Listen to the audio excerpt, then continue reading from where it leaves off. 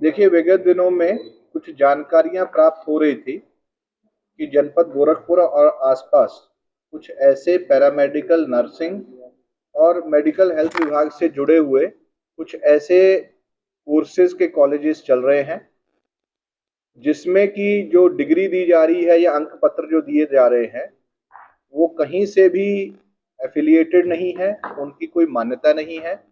और जब भी कोई विद्यार्थी या जब भी कोई कैंडिडेट उन अंक पत्रों को या उन डिग्रियों को एम्प्लॉयमेंट के लिए जाता है तो वहां पर उसको संज्ञान में आता है कि ये पूरा का पूरा जो है एक फर्जी डिग्री उसको दी गई।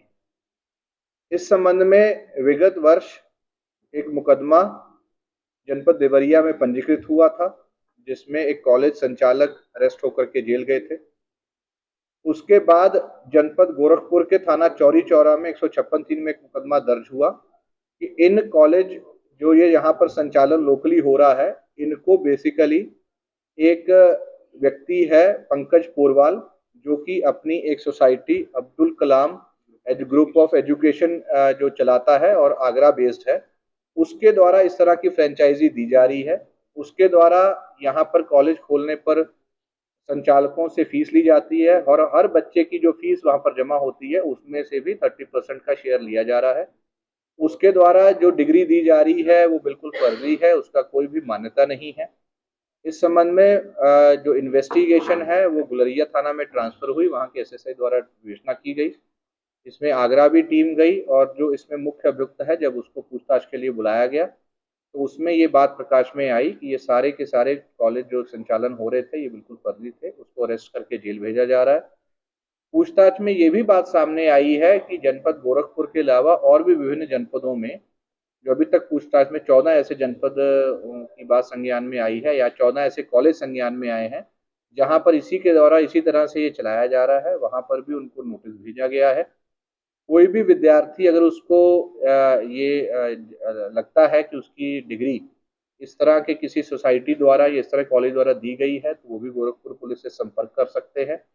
इसके द्वारा जो अपने आप को एक एनजीओ के रूप में ये अभियुक्त जो है एक एनजीओ के रूप में दिल्ली में पंजीकृत कराई गई एक संस्था है जिसमें इसके परिवार के मेंबर्स ही इस सोसाइटी में पदाधिकारी बनाए गए हैं और फिर उस एनजीओ को एक तरह से शिक्षण संस्थान के रूप में स्थापित करके एक डिग्री कोर्स चलाना ये एक धोखाधड़ी की श्रेणी में आता है जिसमें कि इसको अरेस्ट किया गया है।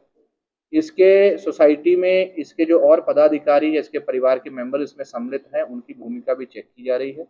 इसके अतिरिक्त जो पैसे का आदान प्रदान हुआ है, जो स्टूडेंट्स द्वारा पैसे दिए गए हैं या जो कॉलेज संचालकों द्वारा जो इसमें भुगतान किया गया है उसका पैसे का ट्रेल भी इसमें ढूंढा जा रहा है। इसकी संपत्तियों के बारे में भी जानकारी की जा रही है और बाकी जनपदों में जहां जहां ये कॉलेज है वहां पर भी नोटिस भेजा गया है।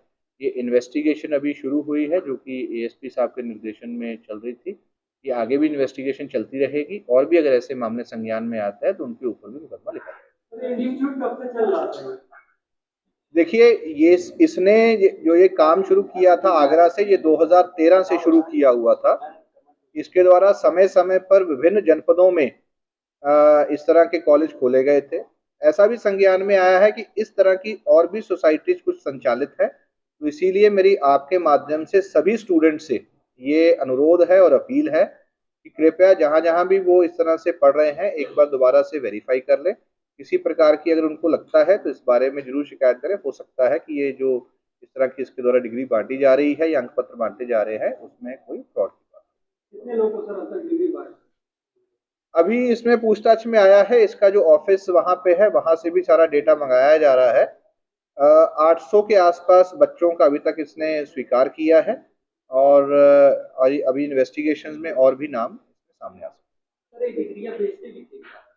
नहीं, ये बेसिकली अपनी फ्रेंचाइजी देते थे यहाँ लोकल कॉलेज खोलने के लिए, फिर जो लोकल संचालक होता था वो यहाँ पर एडवर्टाइजमेंट देता था, उस एडवर्टाइजमेंट को देख करके बच्चों द्वारा अपना एडमिशन लिया जाता था, फीस दी जाती थी और उसी फीस का जो कट है इसको अपने फ्रेंचाइजी के रूप में इसको मिलता था।